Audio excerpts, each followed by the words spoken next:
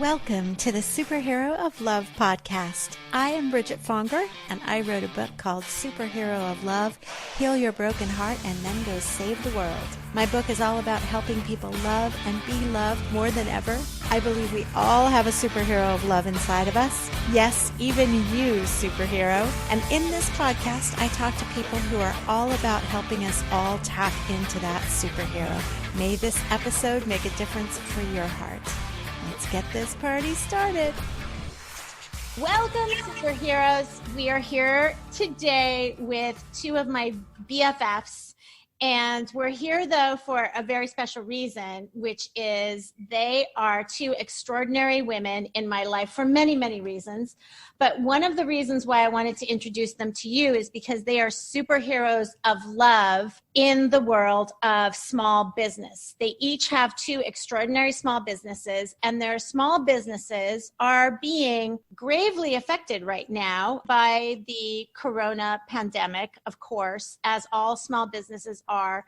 And so what I wanted to do was put kind of a face and a heart behind the small businesses that are out there in the world.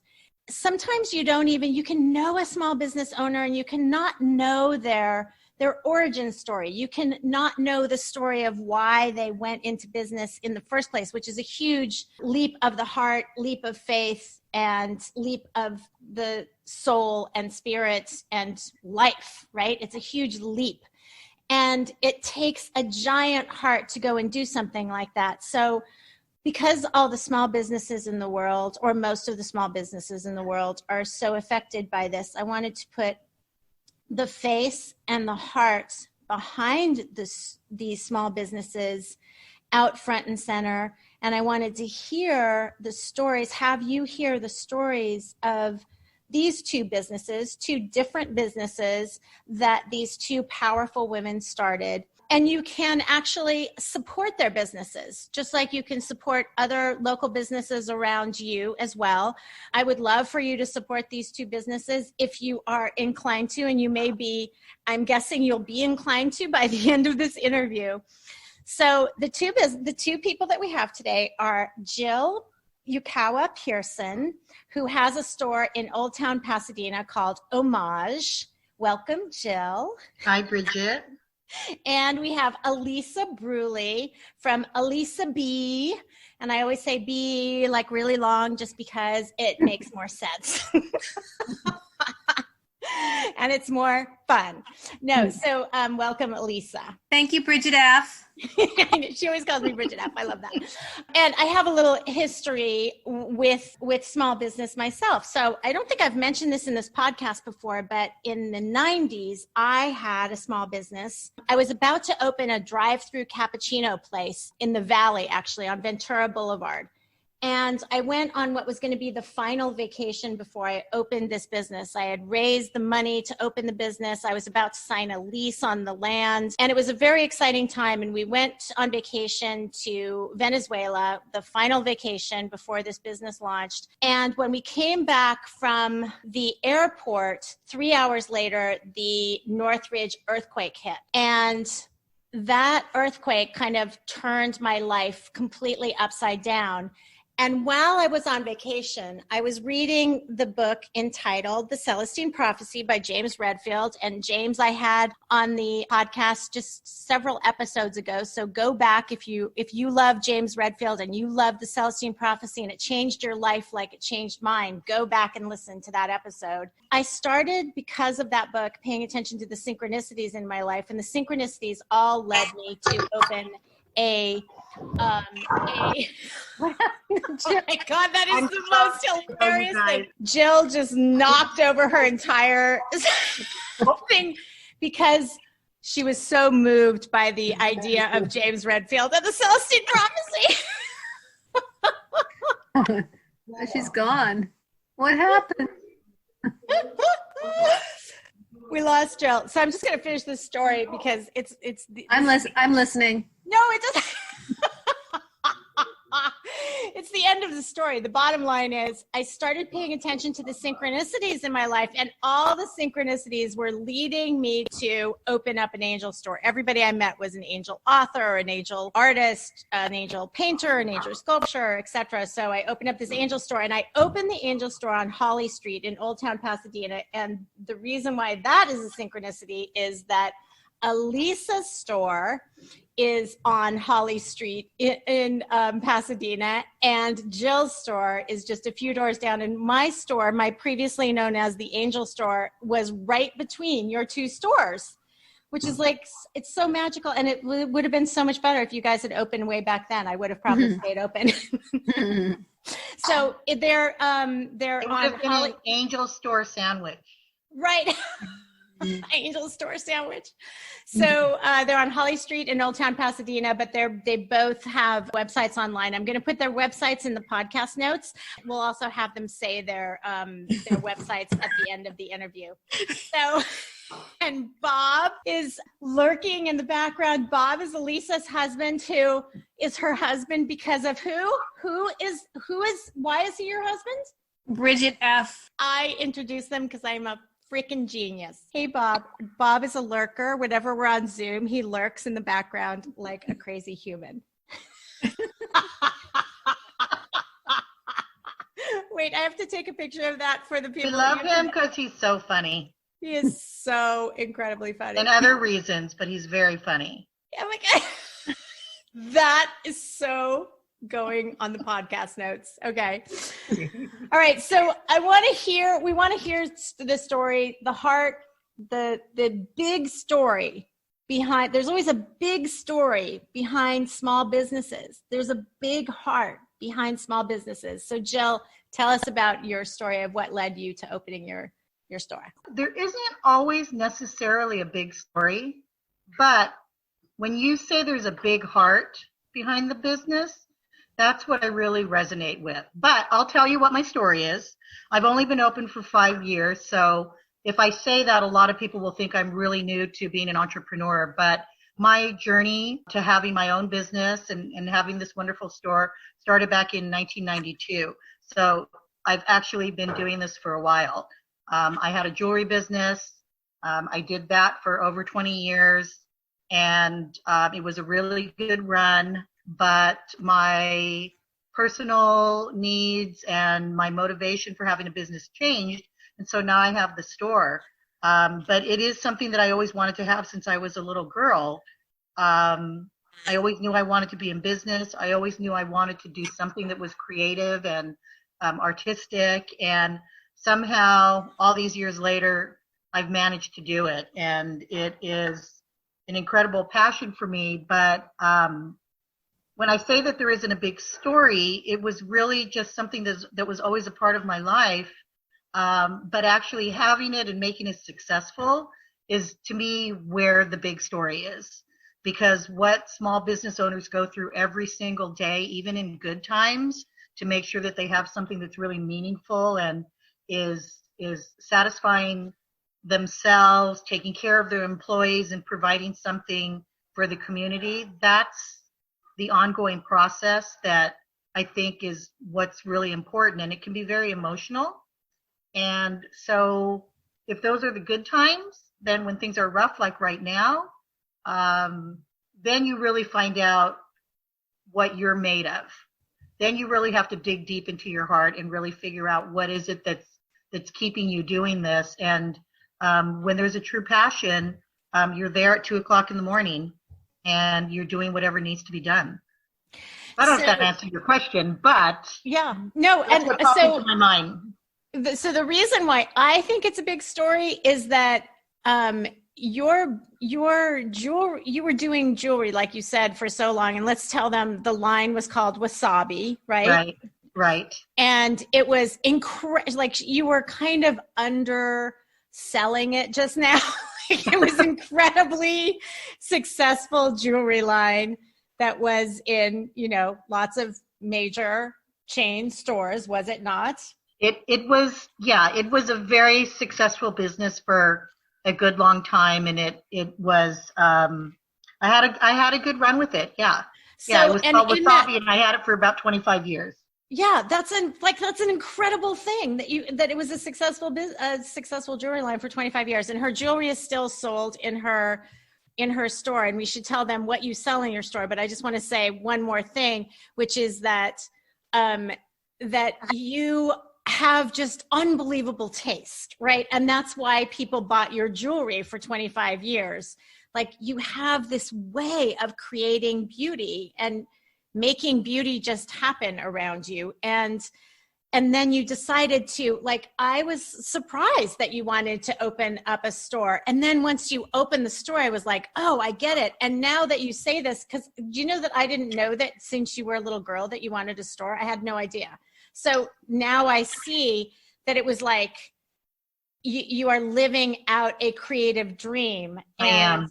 Yeah. So to me, that's a big story. Like, your creativity is in so, like, you create space, you know exactly the right gifts you both do. You both have this in common, this thing about knowing what your customers want, but you create such and I also want to say that, Elisa was one of my customers, and I've known her for a long time. So we're friends and we're colleagues, and she was definitely an inspiration to me to have a store in Pasadena. And, particularly on Holly Street, where we both ended up kind of serendipitously, but she was the one looking for a space. And I just kind of followed on her coattails in terms of, like, choosing Holly Street as the place to have my long dreamed of store. So that's part of my story. Yeah. And Elisa, you have a kind of similar story, because hadn't you, since you were a little girl, also dreamed of having a store? Yes. Yeah, that was, since I was a wee one. My mother and I, that was our thing. We went shopping all the time. And our big thing was to go to the month-end sales at the department stores, when department stores were the place to be, when they were good. Right. Main company downtown. Downtown, Robinson's, Bullock's Wilshire. It was a treat, and it was this thing we did every month. We'd go to the month-end sale and just, shop until we dropped, and then we'd go have lunch afterwards, and it was just our thing. And that was ever since I was a really young girl, and I loved it, and I love the feeling of it, and I knew back then that that's something I always wanted to do, just have my own store. That movie, tell them about that movie, because I still haven't seen that movie. The movie the movie about isn't it about Bloomingdale's? The true story behind. Bury My Ashes at Bergdorf's. Bergdorf's. That's it. Right. When you told me about that movie, I kind of got you in a new way. You, Elisa, had another rough time in your history, which is that you had to find a new location at one point several years ago. And in that juncture between closing your store and then waiting to reopen it at a new location, and now you have this unbelievable location, and it was a huge blessing that you lost the other location because your store is so exquisite. It was at that juncture when we were talking that you told me about the book. Right. I thought it was a movie, sorry, about the book. And you were, and because I said, do you really want a brick and mortar store? And you brought that up. You were like, the brick and the story of that brick and mortar store coming to be. This is what happens when you get old. Remember these things. I remember this. I remember reading the book and being, completely taken, I can't even remember her name though. And do you remember her name, Jill? No, I don't, but I do know that it is a movie also. It was a book first, and then they made it into a movie, because I watch way more movies than I do read books. And I saw that movie, and anybody that is in retail or loves shopping and understands New York was completely smitten by that. That's the word I was looking for. But beyond that, though, I think what really resonated with me with that book was her connection she had with the clientele. And that's what, that's what keeps me going more than anything and that is what I miss so desperately right now, is having that real personal human connection with, with my clients, with my employees, with my colleagues. I miss that so much. Okay, and let's stop, because one thing that we haven't done is told them what your stores do. Okay. Yeah, right? We got sidetracked. Jill, just really quickly tell what you can find at your store. So Homage is a gift and jewelry store, to simplify it, but we carry a lot of, my focus is to try to carry items from small businesses. So sometimes it's an artist who has never sold to another store before. Other times it's a long established company that's still being run by, let's say, a husband and wife team. We definitely try to have a mix that we think is going to be appealing to a lot of different people. So we carry books and we carry things that are produced by larger companies, but you can come to the store and you can find, jewelry at all different price points. You can find handmade ceramics, glass. You can find interesting candles that you don't see everywhere. Just like a lot of really unique goods that I love to pick out based on what I think my customer is going to like, what kind of connection I make with the designer or the maker, or just anything that strikes me, including, of course, design. So we bring a pretty interesting, eclectic, unusual mix that I think is something that's unique in Pasadena right now. And like Elisa, I'm very hands-on with my customers, and being able to tell the story of an artist or a maker and be able to match a customer up with some sort of a product that they need. We're very hands-on with the customer service on that side of it. So we do free gift wrapping too. And beautiful gift wrapping. Yeah. And there's literally something for everybody I took a friend in there to do very, very last minute shopping, literally right before you were closing. And she had to buy gifts for 8 different family members, all different types of people. And she found a gift for every single person. So that's kind of a testimonial. So Elisa, tell them what you do with your customers. What I do with my customers. You make them beautiful. I try. I actually get so much joy out of making them beautiful. Well, they're beautiful to begin with, but just kind of, dressing them and making them feel good. I don't think there's anything better than that. It's a women's better contemporary apparel, accessories, jewelry, and gifts and shoes. And it's very curated. I've been in this business for 27 years, so I know my clients quite well. And I buy a lot of the brands that you see online at different, stores and e-commerce sites.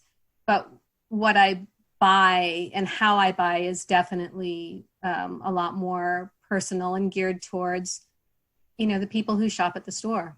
Very cool. Okay, so let's talk about now. So how you're dealing with, like you said, Jill, and you both said this, that it's so hard. This is not being able to deal with your customers is so hard, not being able to see customers and serve them because that's your passion. So Jill. Well, the store is my happy place. And I think for a lot of retailers, their store is their happy place. For me, I'm a very social individual, so I love meeting new people, hearing their stories. I love seeing my regulars all the time. I love to come in and interact with my employees. I mean, I love working with the artists and the companies and the reps because the integrity of an artist is really important to me. And if I don't make a connection with a small artist, I probably won't carry them in the store. So there's the merchandising aspect of it, the visual part of it.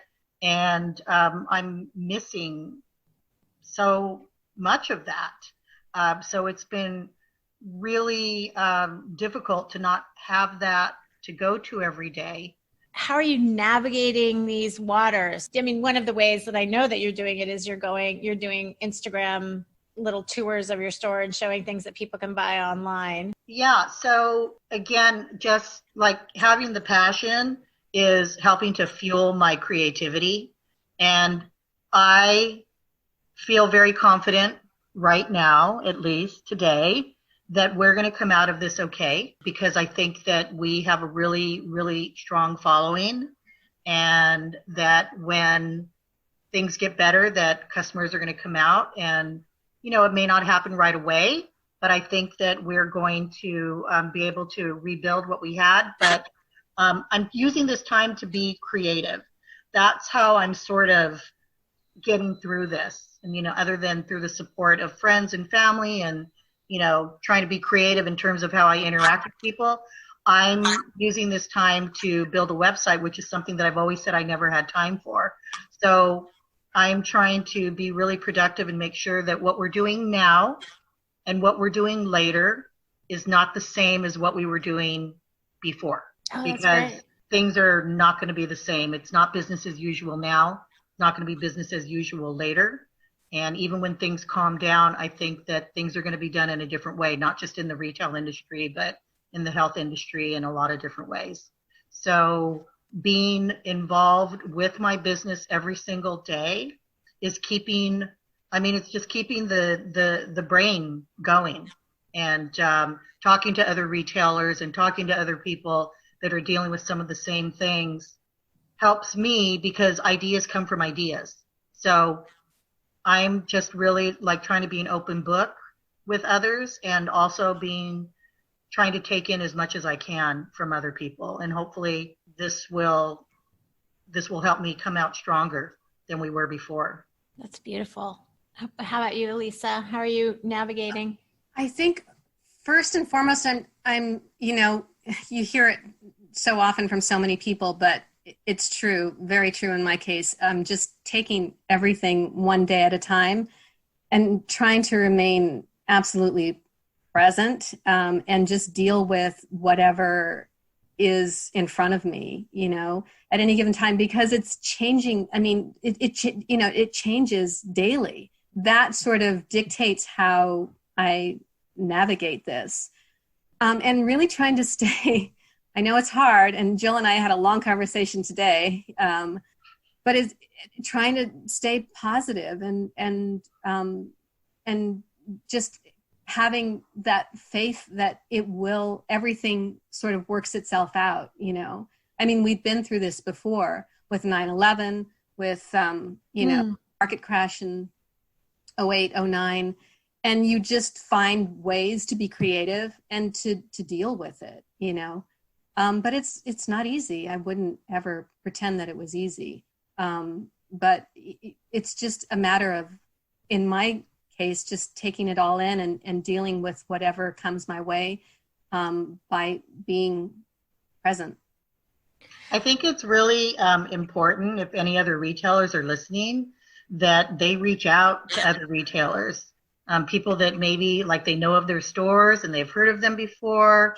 I'm lucky because on Holly Street, especially, Elisa and I go way back, but there's others on Holly Street that I know. And while we've always had really open communication because we're such a small community, reaching out and being able to talk to other people, they say misery loves company, but if we can get something positive out of it, like Elisa said, we had a long talk today, and, things just come out of the conversations, and that support emotionally and otherwise is really important, but some good, solid things can come out of it, action things that you can do. And this is a great time for experimentation.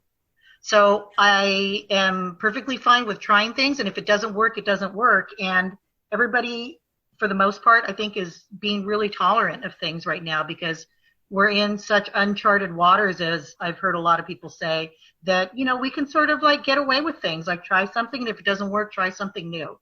I agree 100%. This is the time to try stuff and see what sticks, and not be afraid to experiment.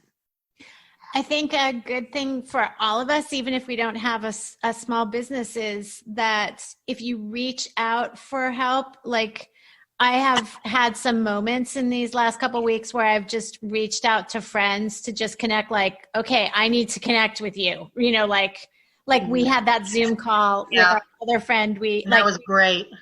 And I was like, I need this. And I think we all need it, but I need it. Can we do this? And we ended up, I mean, when you end up asking for help for yourself, you end up helping other people too. And the brainstorming, I love your idea of brainstorming with like-minded businesses, because you're not just helping the other person brainstorm. Like, I'm sure, you know what I mean? Like, you come together, focus maybe on one of you, and then you both get ideas, and it just comes like, you know, creative fireworks start sparking, right? Where you feel like, I mean, because it's really easy to feel like a wet flame.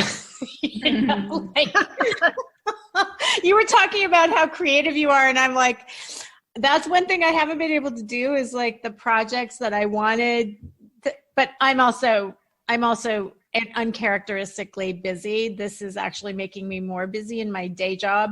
So I don't really have any more free time. I have less free time. So but I was beating myself up for the last few weeks that I wasn't doing these other projects that I wanted to get started. And anyway, it's great that you're doing that. Well, I think it's been such a transition for all of us, like knowing like how to spend our time. You know, when things were normal, it was okay for me to like beat myself up and put that kind of pressure on myself on a daily basis. Like, I should be doing this and I should be doing that. And, you know, I can't be sitting here watching TV. And now there is a permission to do things that maybe I hadn't done before, or spend time the way that I did before. But at the same time, it's also kind of empowering me to make this conscious choice about what I'm going to do and where I'm going to spend my time, and make sure that it's really productive and it's really producing something. So, you know, I think that, you know, it's great if people are able to just take this time and completely decompress. But as a small business owner, like, that's never going to happen. And I made that choice the day that I decided that I was in fact an entrepreneur and I was going to have my own business. I was never going to be able to like sit around and do that unless I was on an actual vacation. But it's really just how I spend that time. And if I'm going to put pressure on myself, is it productive for me to push myself in that way? Yeah. I think it's hard for small business owners to go on vacation even, right? Like, I mean, I know when I've been doing entrepreneurial pursuits, like when I go on vacation, it's like, you know. You're never on vacation. Yeah. Right. That's right. Even when you're on vacation. But it's the life we chose. And, you know, there's so many things about it that I love, which is why people like Elisa and I are working our butts off right now to continue to make it happen and to make sure that, you know, we can come out of this, because it's on us. It's on our shoulders.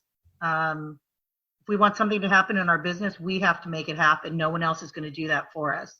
And that's the daily struggle and the daily challenge. But that's the joy, because we get to reap all of the benefits from that when it happens. And, you know, up until recently, those successes were basically on a daily basis. Mm-hmm. So that's the, you know, the roller coaster ride that we chose to be on. And I can't imagine working for anybody else at this point, because I love what I do, and I'm still going to love it, even though I have to work really hard for however many more weeks or months this is going to be.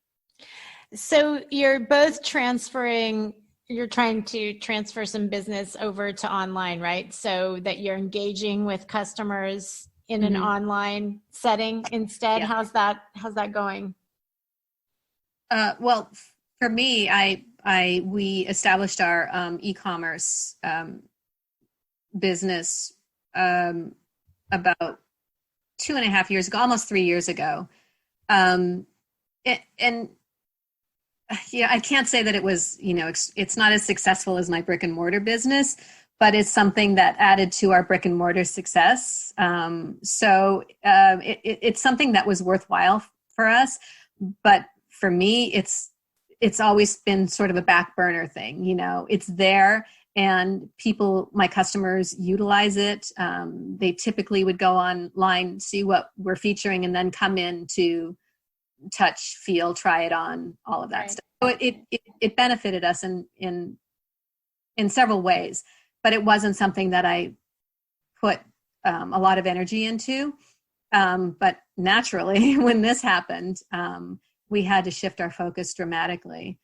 So I do have a couple of people working on the website on a daily basis, updating it, adding new styles, just doing as much as we can online, and with, the intention of obviously trying to establish that business, because we need it now more than ever. Mm-hmm. So at Homage, we've really ramped up our social media presence on Instagram because we do not have a website. So I have been able to keep one of my employees, Cody, who is amazing. And we've been posting daily videos to our Instagram stories, which then get put into our highlights. So even after they disappear, after the 24 hours, you can still see them. And then we post a coordinating triptych of photos on our feed. And we've been enticing our customers that way because we never really utilize the Instagram to sell. And now we are selling. We are doing videos, and then we're posting like a lookbook with prices so people can shop remotely. And we've had some success, but while he's doing that, I'm working on the website. And that's one of those things that I've had on the back burner for a long time. And now it is absolutely necessary for me to get that launched. So while Cody is in the store, we both go in occasionally, never at the same time, being very, very sanitary about the whole thing, because we also go in for pickups because we are selling things. But we don't really have an online presence, and we need that. So for me, this is one of the ways that I'm being productive. And I'm hoping to launch the site in about a week, and it's not going to be perfect. It's not going to be anywhere near what I want it to be, but it's going to be a place where people can shop at their leisure. And hopefully the customers that know Homage already, it'll be good enough for now, and we'll improve it later. And so our Instagram is Homage Pasadena. So you can go there and look at our stories. And Elisa's posting great stories every day too that support her website. So she's got the whole thing going on, the brick and mortar, the website, and the Instagram. And hopefully we'll be in that position within a week or a week and a half. Yeah, Elisa, you've been doing on Instagram, you've been posting outfits like buy this look, buy this outfit, and it's so adorable and so cute. You've been doing that for a long time. It's adorable. I can't say that it's entirely me, but I do put the outfits together. It's great. No, and I have faith too. I have faith that people will be back in your stores as soon as this is over, because you guys both are so, like most small business owners, so passionate. And by far, you are two of the most passionate about your customers than most small business. You're just so passionate about making your customers happy. Like you just want them to be so happy, and you want to find them the perfect thing when they're there. That's true. I love my customers. That's where my heart and my passions lie, I think, more than anything. I mean, I love my staff too, particularly. I love my staff. And this was another tragic thing about this COVID thing happening. I really felt a strong connection with my staff and love them so much. And it was really hard to say goodbye, Yeah, it's been pretty heartbreaking. I had to lay off 2 part-time people, and I'm hoping that the CARE Act, the relief package with the Payroll Protection Act, will help us, and so that we can help them. But in the meantime, it's really hard to know. But yeah, not seeing our customers or seeing our employees, that's a big chunk of time, and I miss them. How are you dealing with that? How are you managing that? That is a big blow to your heart. Yeah. I mean, it's, you guys are both big hearts for people, you know. Yeah, I've had a little bit of contact just mostly through texting with a couple of my employees, but I've been pretty consumed with what's been going on a daily basis with the store, and, you know, some personal stuff that happened to me a little while ago, and, you know, just trying to make sure that my family is okay. I see myself as provider for my employees first and foremost on a financial level, and that's where it's been really difficult for me to know that I'm unable to pay all of my employees even though they're not working, because I mean, you know, there's no money coming in, and you know, with even what I'm doing now, I'm having to dig into places that I had hoped I wouldn't have to, but this is, I would say I probably need to reach out and give them some more, you know, emotional and moral support, and you know, hopefully be able to help them with the relief. Yeah. Same. I've been reaching out to them on a weekly basis, to my staff, just checking in, encouraging them to, you know, reach out to their customers too, and check in with, you know, their clients, because we all have like very good relationships with our clientele. So I'm trying to do everything I can to just stay connected. I checked in with my hair guy, you know, who cuts my hair and colors my hair, and because I was like, oh my God, I mean, because I it's so weird, you get so into your own little tiny world. I was like, oh my God, no one is immune to having him cut and color their hair, you know, like we all have to have the 6 feet. You can't do hair care with 6 feet of distance between, and it just hit me, and I checked in with him, and my first instinct was to invite him over for dinner and feed him, right? And I'm like, oh, I can't invite anybody over for dinner. You know, it's like,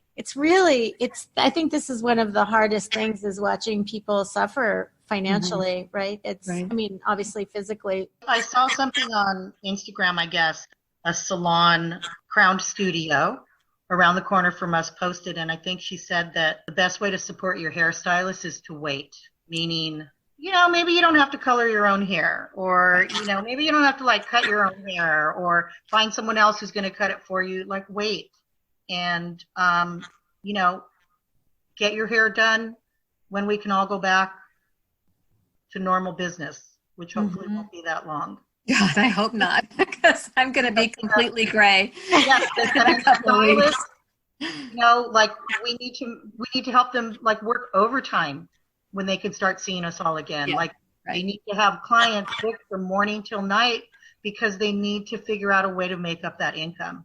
Right. At least right now, Elisa and I can try to sell a few things here and there, but you can't remotely cut somebody's hair.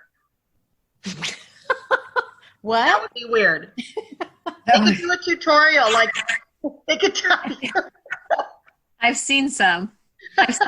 Cutting your own bangs tutorials. Yeah, that sounds scary. That's pretty scary too.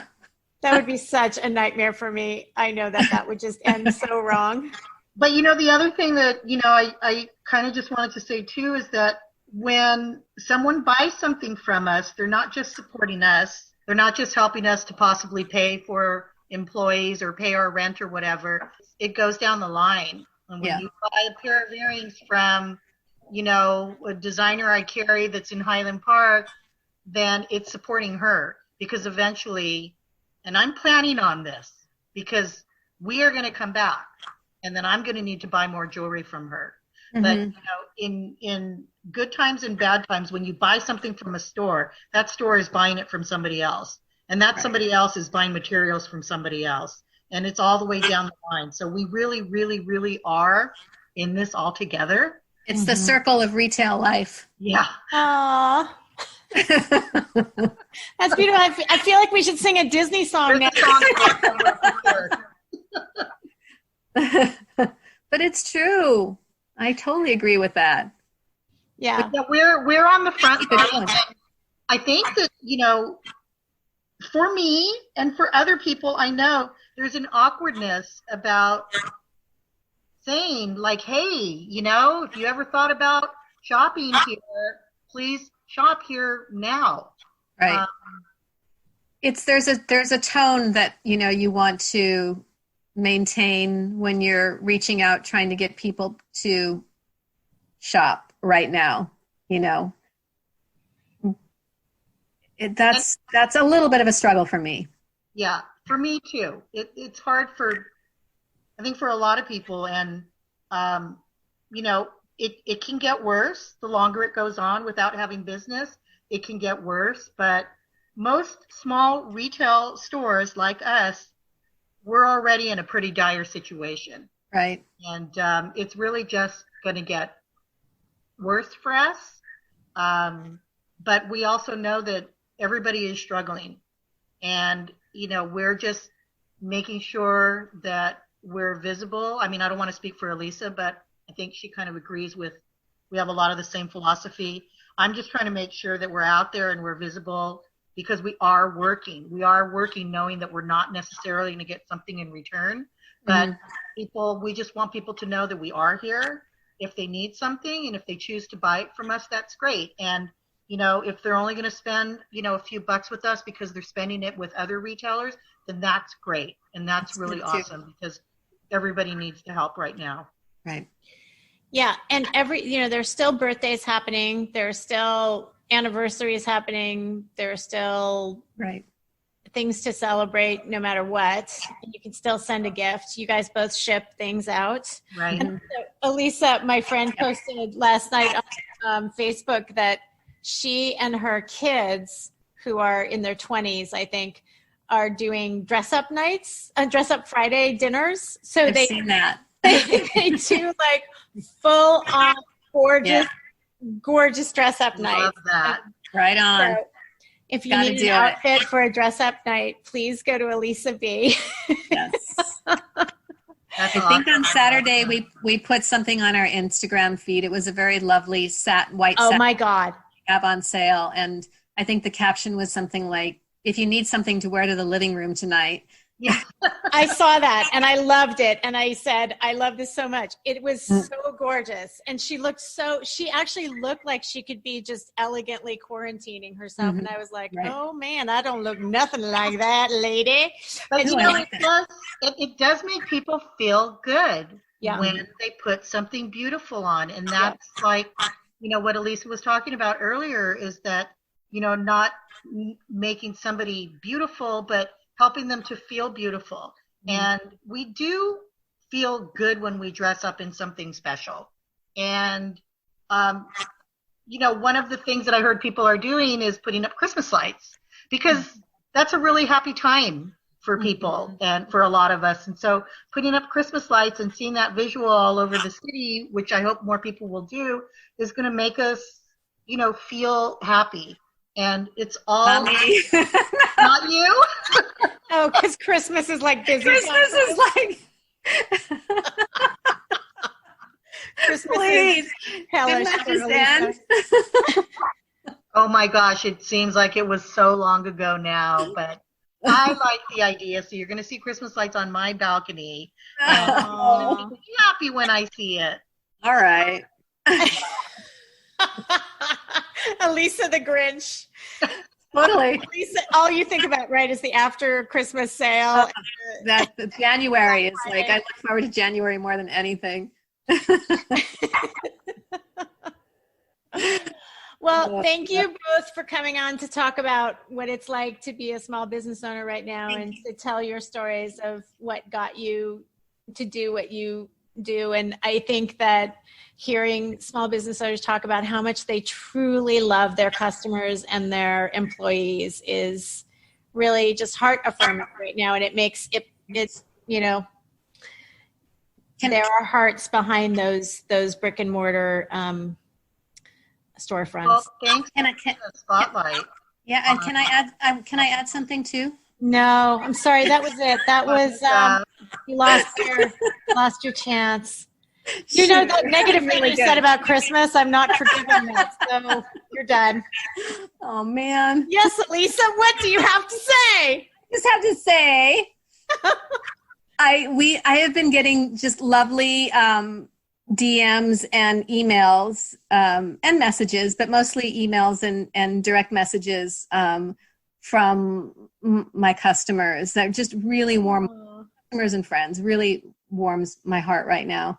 But I did receive a message from a friend of mine who lives in New York, and it was over Instagram, and he said, "You got to keep going." Something I'm paraphrasing, something like, "You have to keep going because Pasadena needs you," and that feels so good. So I just want to say thank you. I agree. So beautiful. Yeah, and Elisa's been nominated Best Dress Store in Pasadena since you Numerous started. times every year. Yeah. Oh, well, there are a couple of years I missed it, but yeah. Well, because you were We're really bragging that year. Anyway, okay, so tell them where they can find you on social media, and I'll post it in the podcast notes. But it's good for them to hear it verbally from you. Who goes first? Chill. You, me. Okay, so just my Instagram right now is Homage Pasadena, and we also have a Facebook page. And if you want to sign up for our email, which will announce our website launch, you can go to homagepasadena.com, and there's a button there so you can sign up. And as soon as the website is launched, we will let you know. Sweet. Elisa? Okay, you can shop online at elisab.com. That's ELISA, B as in boy.com. Our Instagram handle is at myElisaB, and our Facebook is the same. And if you need to email me, you can email me at elisa@elisab.com or hello@elisab.com. I get all the emails, so they all come to me. So. And Jill is Jill@homagepasadena.com. Yes, Jill@homagepasadena.com or homagepasadena@gmail.com, and Cody will see that as well. And you can also DM through Instagram, which is actually working really, really well for a lot of our customers because we are on Instagram all the time trying to update that. Same here. That's like a really great way to DM. I love the DMs. Me too. Great. Yeah, it proves the connection is real. And I just want to say that in spite of all of that, like all of that good news and all of that good connection and beautiful stuff, they really, really both need your business. So as do all your local small businesses, please, whatever you can do to give them your business. Even if it's a present, like if you have the means, I mean, some people don't have the means right now, and that is, just now then you've just heard a beautiful story about these two beautiful hearts here. But if you do have the means, support a local business, like maybe buy Christmas presents now, get all your Christmas shopping done now, that kind of thing. And both Elisa and Jill are really good at wrapping presents too. And Elisa loves Christmas so much, I bet she would wrap them for Christmas for you even now, because she loves Christmas a lot. Oh, we both sell gift cards. Oh yeah, gift cards too, actually. Yeah. Yes. Oh, and special, Elisa? I have a special. I have a special coming up to stay tuned for. That it'll be announced on our Instagram and on our website soon. Yay! My special is going on right now until this is over, and you can buy a gift certificate in any amount, but if you spend $100, your gift certificate will be worth $120. Wow. That's an additional 20%. And if you buy a $200 gift certificate, it'll be worth $250. Wow. So, you're just making money right there. And gift certificates in the state of California have no expiration date. No expiration, so. And do they have tax? No. No. No tax? No Not tax on gift cards. Not No. when you buy a gift card. That's awesome. No tax, no expiration date. It's like Christmas every day. Oh, God. I used to put Christmas decorations up on my store. Just kidding. Just to rub it in. All the stores around surrounding Elisa will be covered with Christmas lights, except Elisa. Except Elisa. On that note, everybody, thank you, superheroes, for coming today. If you like the podcast, please go rate and review it.